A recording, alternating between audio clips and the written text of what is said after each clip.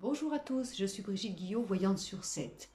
Aujourd'hui, j'avais envie de vous faire un petit tirage, alors non, pas spécialement un petit tirage, une explication sur le pouvoir et la puissance des femmes, et notamment tous les rôles que nous rencontrons au cours de notre vie et que nous mettent parfois dans la dualité, la réflexion, l'hésitation au niveau de nos rôles multiples que nous avons à vivre, nous les femmes. Alors, tout d'abord, je voudrais vous présenter cette carte qui fait partie du jeu Le Symbolon, que j'utilise régulièrement tous les jours dans mes voyances multiples, que ce soit voyance par le plomb ou voyance classique. Et c'est un jeu qui s'appelle le Symbolon, le jeu de la mémoire oubliée. Le jeu de la mémoire oubliée concerne tous nos rôles d'acteurs ou d'actrices en nous, qui font que parfois nous sommes en train de combattre au niveau de notre personnalité, de notre éducation, de notre vérité, ce que nous devrions être en fonction de notre morale, de nos valeurs, et parfois ce qui nous éloigne de notre propre identité. Alors cette première carte est, je ne sais pas si vous la voyez bien, est la carte donc de la femme dans toute sa splendeur. Vous voyez, cette femme est dans son jardin et elle se regarde dans le miroir. Pourquoi elle se regarde dans le miroir? Parce que dans le miroir, elle voit le reflet qu'elle est, donc comment Dieu l'a créée, comment Dieu a voulu que la femme soit. Cette femme est toute en beauté, en charme et en séduction, et elle est fière d'être ainsi. Et tout simplement parce qu'elle a compris comment Dieu l'avait créée, quel était son essentiel. Elle est en train de, comment vous dire, euh, elle est en train de regarder donc ce miroir, de voir le reflet de la créature qu'elle est. Et avec son pied, mon jeu est un peu vieux, je ne sais pas si vous le voyez bien, avec son pied, elle essaye de regarder comment l'eau de la mare est tout simplement parce que Dieu l'a créée délicate. Elle s'apprête à prendre un bain et elle regarde donc si l'eau n'est pas trop chaude ou n'est pas trop froide. Elle est entourée dans un jardin avec des fleurs, des roses, il y a des oiseaux qui chantent, tout simplement parce que cette femme ne peut être que créative en étant entourée d'un beau décor et dans un confort. Il y a même des oiseaux qui chantent, elle a besoin de sons, d'harmonie pour devenir le meilleur de ce qu'elle peut devenir dans la production de sa vie, dans son travail, dans sa manière de s'aimer et dans sa manière de se proposer. Cette carte représente la femme dans son essentiel, dans son besoin. Si on mettait cette femme dans un élément dur, rigide, bien sûr, elle serait forte comme toutes les femmes du monde, mais elle ne pourrait pas apprécier ses valeurs, sa richesse, en y mettant du plaisir. Donc cette carte représente la femme comme elle doit se concevoir et se ressentir. Alors je vais vous faire une petite aparté.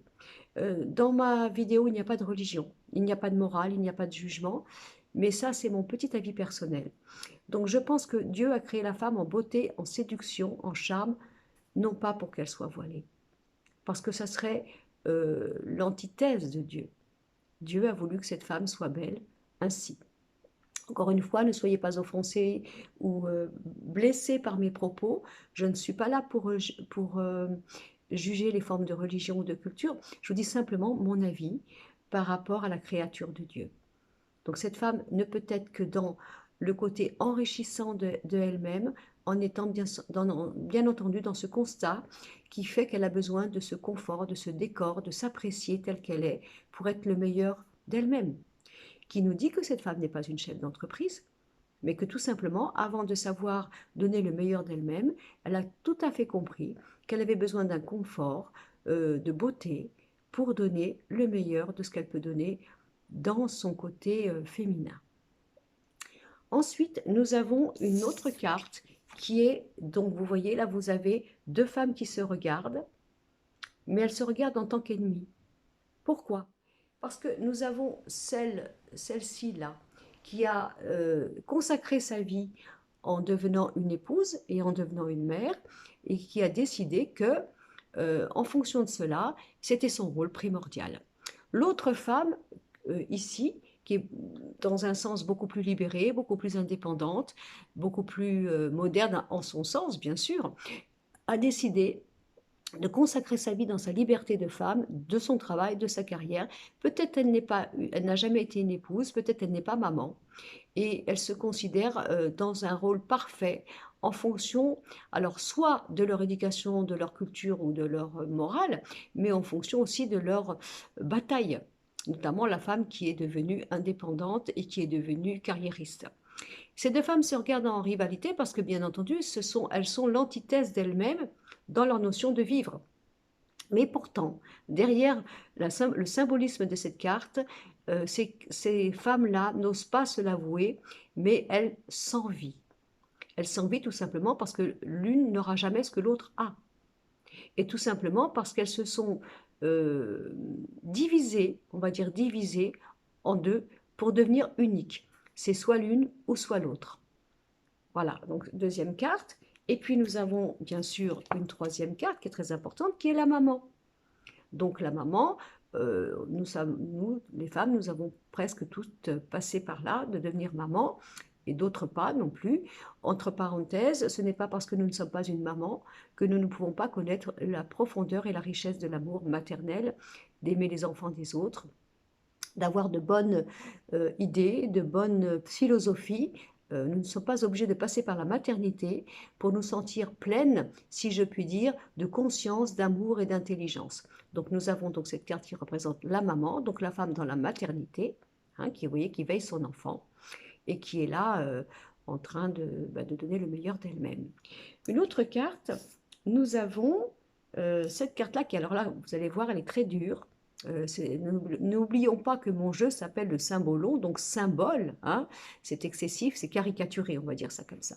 Donc cette femme, la carte s'appelle la mère qui jette son enfant aux enfers. Donc laissez-moi un petit peu m'expliquer, parce que c'est vrai que là, au niveau du titre, ça pourrait être très rébarbatif, pardon, je bafoue comme d'habitude, et très violent. Donc cette mère qui jette soi-disant son enfant aux enfers, c'est simplement tous les sentiments que toutes les mères du monde pourraient avoir en ayant l'impression qu'elles ont été coupables parce qu'elles ont eu un moment d'égarement. Alors je vais vous donner une petite caricature très, très simple. Imaginons une maman qui regarde à la vitrine une belle robe et qui, quelques secondes, regardant cette robe, ne fait pas attention à son enfant, et l'enfant lui échappe et pourrait avoir pris le risque de se faire écraser, par exemple. Hein. Évidemment, ça ne se passe pas, la maman veille tout de suite et le rattrape, mais la femme, donc la mère devenue, pourrait très bien penser qu'elle est une mauvaise mère parce qu'elle n'a pas été à 1000% toutes les secondes présente pour son enfant. Et donc elle pourrait se considérer comme une mauvaise maman. Ce qui est faux, bien entendu, parce que c'est une maman, mais c'est une femme aussi. Et ça a été aussi une jeune fille et une petite fille. Non, il ne faut pas l'oublier. Donc cette femme, elle est dure avec elle-même parce qu'elle s'imagine que elle aurait pu mettre son enfant aux enfers dans son manque de responsabilité et d'attention. Et puis là, nous avons une carte formidable. J'essaie de vous la montrer. Donc c'est une femme qui se regarde dans le miroir et qui se voit double. Elle se voit en tant que maman, et elle se voit aussi en tant que femme extérieure. La maman, elle est là, et la femme extérieure est là. Donc ça, c'est une carte qui pourrait aussi représenter une femme, bien entendu, qui a eu tous les rôles dans sa vie. Elle a été épousée, elle a été maman, elle est aussi carriériste, elle peut être employée, elle peut avoir sa propre entreprise, elle peut avoir son propre business, tout simplement, parce qu'elle s'est accordé le droit de vivre tous ses rôles. Et si c'est ça, moi je dis bravo, hein, bravo mesdames, parce que nous avons le droit de vivre ces multiples rôles tout au cours d'une vie de femme. Mais le problème, c'est que, vous voyez cette femme, elle regarde dans la glace et encore une fois, qu'est-ce qu'elle fait? Elle se juge. Elle se juge parce qu'elle est toujours coupable. Pourquoi elle est coupable? Parce que si elle a choisi dans sa vie du moment d'être plus à la maison, donc de s'occuper de son mari, de ses enfants, peut-être même d'avoir arrêté son travail simplement pour donner ce rôle-là. Alors évidemment, elle a l'impression qu'elle a trahi son rôle qu'elle s'était promis d'être plus tard, quand elle était petite, à devenir une femme indépendante, carriériste, et donc de se consacrer à son travail. Si elle est dans son rôle actif, donc de son travail, elle aura l'impression que si ça ne va pas à la maison, si par exemple son mari la délaisse ou la trompe, ou parce que ses enfants ont un petit bobo, alors elle serait coupable parce que comme elle était à l'extérieur, elle n'a pas pu être assez présente pour s'occuper des siens, notamment de son foyer.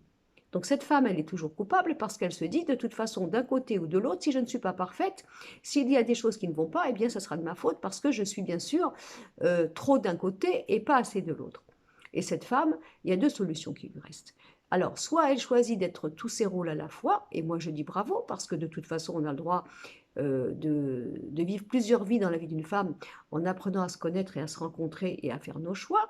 Mais le problème, c'est qu'il y aurait toujours la notion de culpabilité en pensant que eh bien, c'est à cause du fait soit qu'elle a fait un choix personnel, effectivement, mon travail me plaît, je me trouve mieux à mon travail, même si je suis une bonne épouse, une bonne maman, mais c'est ma réalité et c'est ainsi que je ressens ma vérité.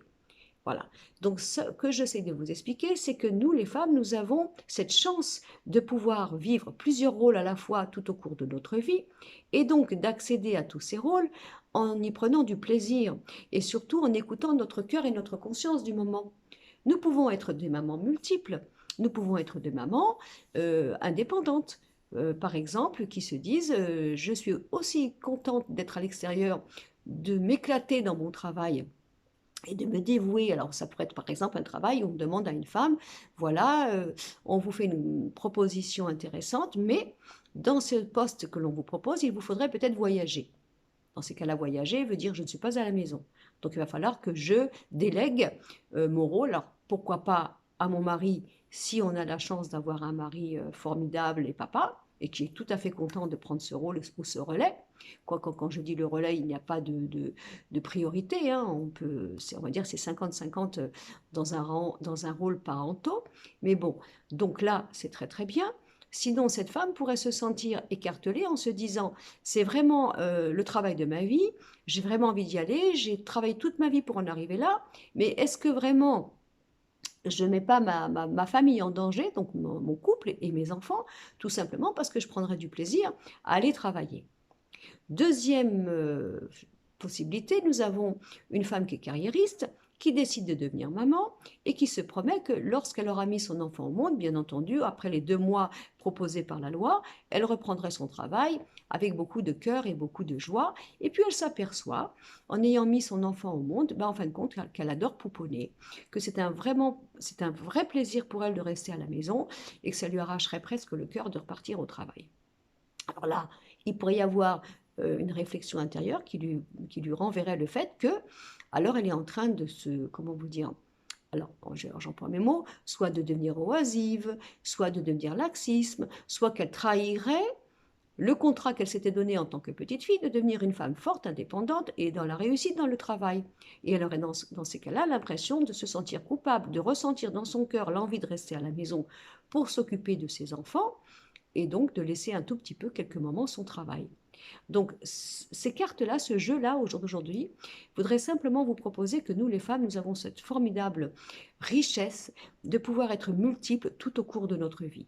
Qu'il est important d'écouter notre vérité, notre cœur du moment.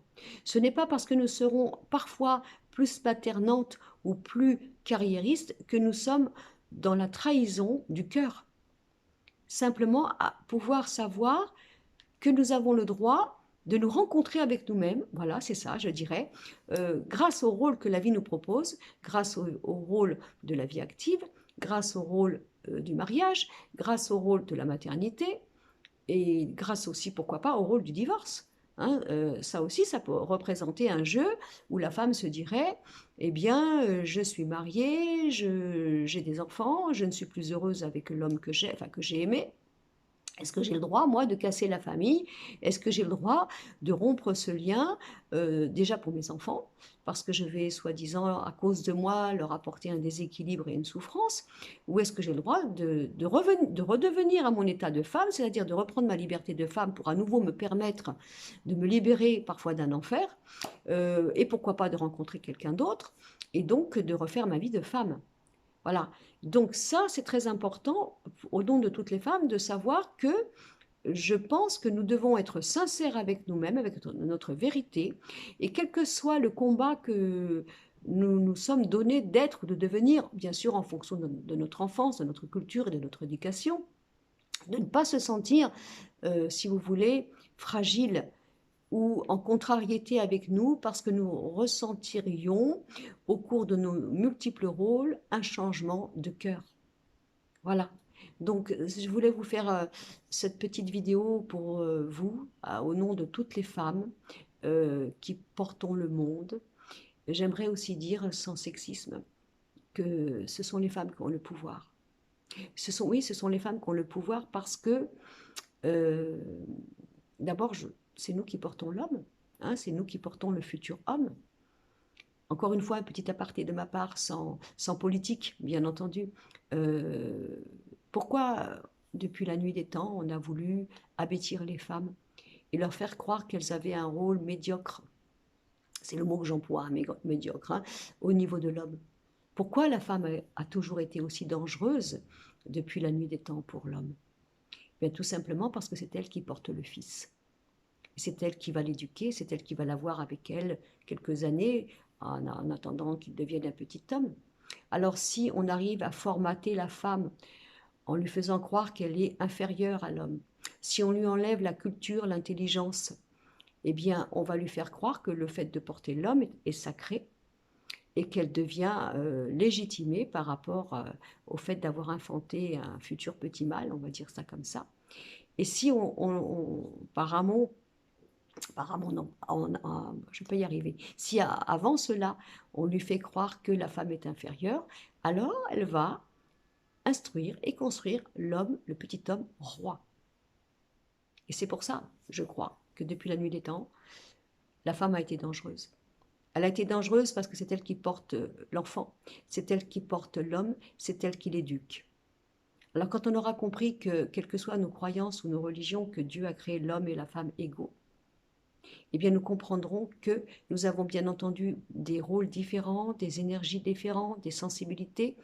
Et là, je vais appeler ça apprendre la complémentarité dans le couple, savoir ce que l'un est bon pour certaines situations, l'autre est meilleur pour d'autres situations, et pouvoir être complémentaire en fonction de ses tâches, mais dans l'égalité. Ça, c'était mon petit plus que je voulais vous donner. J'espère que je ne vais choquer personne. Je ne suis pas là pour laisser passer des messages déguisés concernant une opinion de morale, religieuse ou politique. C'est pas du tout ce que j'essaie de faire. Mais simplement vous dire que la femme est puissante et c'est pour ça qu'on en a toujours eu peur. Alors moi, je dis au nom de toutes les femmes, bravo mesdames, nous portons le monde, nous avons besoin de l'homme, l'homme a besoin de nous. Nous sommes complémentaires, l'un sans l'autre, eh bien, nous sommes divisés, séparés, et il nous manquera toujours quelque chose. Mais rappelez-vous, mesdames, écoutez toujours votre cœur. Et quel que soit ce qui pourrait vous surprendre en vous, de découvrir, malgré vos batailles, ce que vous avez cru être hier, que vous êtes en train de ressentir dans votre cœur un changement, et notamment dans tous nos multiples rôles, eh bien, soyez fiers de cela. Devenez différentes et autres au cours de votre vie en faisant les choses avec votre cœur.